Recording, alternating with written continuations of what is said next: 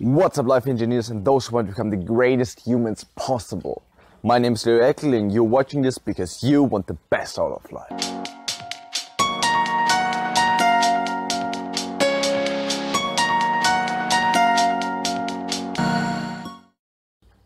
What is the one thing that is required for any kind of success? This would be amazing to know, right? Because we want to live a complete life. We want to live the best life possible. So we really want to get all the things that are required for any kind of success, because we will have to succeed in so many life areas. There would be tremendously to see patterns in these journeys and in the behaviors of those who are successful in these life areas. And I was thinking about this for myself because obviously I want to figure out the best life for myself. And I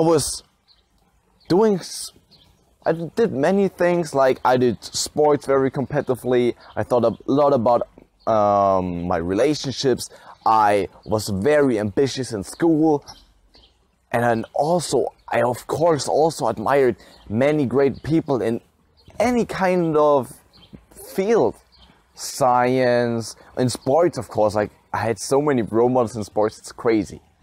But what have they all have together? What was the one thing that they all did, and what is the one thing that you and that I and that we will always have to focus on if we want to succeed, no matter which goal?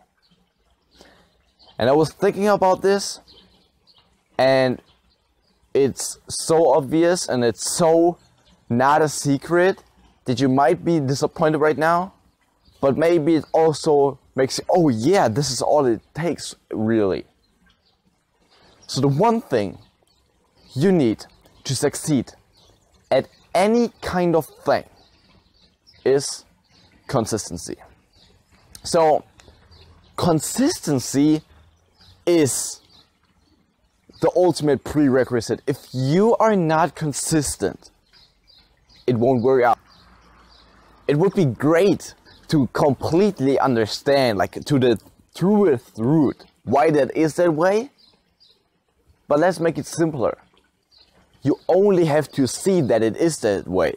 Why it is that way, we will get to that later. But you have to see that it is that way. You can select any life area that you want.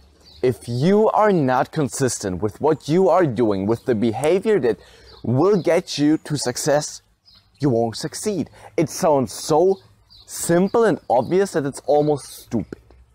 But it's so much more important than I think people realize. Let's take some examples. At the gym, you can crush it for 2 months completely. You can put in the craziest work ethic that you have ever experienced or anyone has ever deployed in this world. If you stop after 2 months, nothing would happen. You might say, like, yeah, of course, but how often do we stop at something because it doesn't work in the first or in the short term? How often do we stop? And this is who are the good students in school?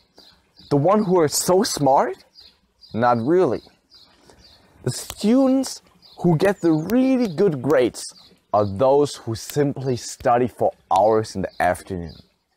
I always considered myself as a smart student. I'm a smart guy, but I never studied that much until I got in my 2 final years. But when I never struggled with school because it was easy for me. But it wouldn't have allowed me, this kind of behavior wouldn't have allowed me to get the amazing degree I have right now. It also, even though school was so easy for me, it still required that I put in hours after school. It was just required. It did not help me that I was smart. I couldn't just take the test and write, I am smart, fuck this, give me the best grade you have there. It doesn't work that way. And you might say, like, yeah, everywhere it's about performance or work or getting a grade or anything that you can kind of measure. that there it's obvious that you need consistency, but it's also in terms of your relationships. So many people lose their relationships because they just don't keep connecting. They don't care anymore about each other. And the thing is, it's not only that they don't care about anymore, they just meet up less regularly because they feel like, I already know this person, or yeah, it's getting kind of boring and so on. And because you see each other less, you care less, and then it's getting worse. And it eventually stops being a good relationship. And if you see this pattern in any kind of behavior, this is everywhere. This is with your nutrition. Anywhere, you just need consistency. And if you get this completely into your brain, that all you need is actually consistency. Because there are so many methods for any kind of problem or journey or path or goal or vision or whatever out there. But it's super important that you take a good, decent strategy. But don't fall. This is right now for the people who are ambitious with something and they keep on doing something about it, but what they actually do is they theorize about it. You really have to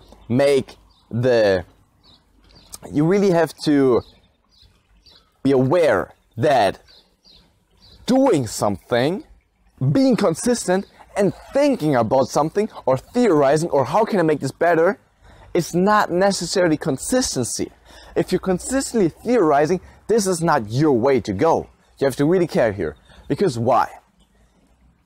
The gym is the perfect example. How many damn fitness programs are out there? How many? And everyone's like, oh yeah, in 2 weeks get a six-pack, blah, blah, blah, blah, blah. Who the fuck does even believe this? But anyway, the point is here, it's not about finding that one thing, like the ultimate plan that's perfectly for your body type and blah, blah, blah, blah, blah. It doesn't matter as much as it is promoted. Sure, there are differences, and obviously there are training plans that are better than others. But have you ever heard of a guy or a girl or whatever who had a decent workout plan and worked out for years and didn't look good afterwards? Who didn't have muscles or whatever he or her wanted to achieve? No. Why? Because the difference between these training plans, it's not that huge. And this applies to everything. I could strategize about my YouTube videos and, oh, is this lighting perfect? Or should I use this camera? Or maybe from this angle? Or whatever. Fuck it. It makes up maybe 2% of the quality. Who cares? What matters is that I bring you guys value regularly, every day a video. This is what matters, because only this way, if I would make only half as much videos because I strategize about how I can make the perfect setup, I wouldn't help you more. I would help you way less. And this is what's so important to recognize here. And now to answer the question why it is that way, that consistency is so important. Well, first of all, it's obvious that if you don't do it, it won't happen. But why is consistency so important that we keep on doing it? Also, consistency actually already says that you're doing it. But the point I want to make here is that I think it has so much to do with evolution, because just imagine you are your body, your brain right now, and you're in this world and you have basically no idea what works. So just through the evolutionary process, the things that work are the things that live. So if I'm living right now, whatever my body system is like in terms of or regarding these circumstances, it works. So the best way, it's not the best way, but an okay way for my brain to deal with this situation, to keep me alive, is to just keep on doing what I always did. Because if I'm alive, it couldn't be so bad what I did in the past. And this is exactly the thing here. Consistency matters so much that we really want to get into this consistency. And if we know and see this kind of evolutionary process, we can use this to be more consistent.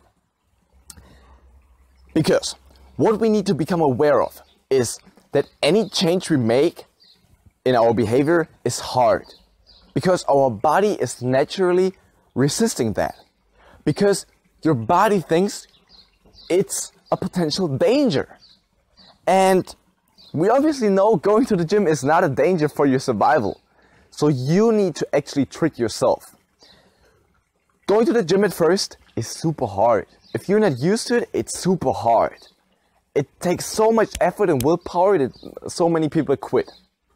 But on the other hand, there are people who are going for 4, 5, 6, sometimes even decades to the gym, and they couldn't even live without it.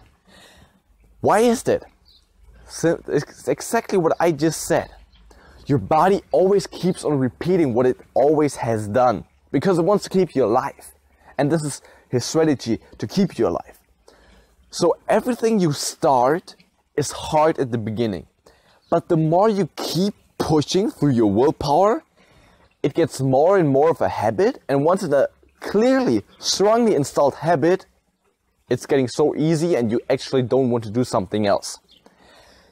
And if you see this, if you're aware of this, then you have won. Because this insight, this realization allows you to accept the initial pain. You're not anymore like if someone who's more fat runs 5 kilometers, they're completely exhausted if they can even manage to run these 5 kilometers. And they will say, oh, I'm just not the type of person to run, which is complete garbage because they're just not used to it. I was definitely not born to run, but running 5 kilometers is so easy for me. Why? Because I basically did this all my life. And that's what you need to realize. So accept the initial pain if it's worth it. You have to pick things that are worth it.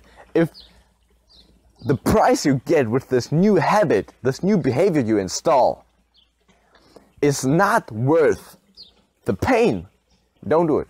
Don't do it. But most things are worth it. Because you also have to choose this quite clearly and with a lot of strategical thinking, because you really have to know what will really transform my life.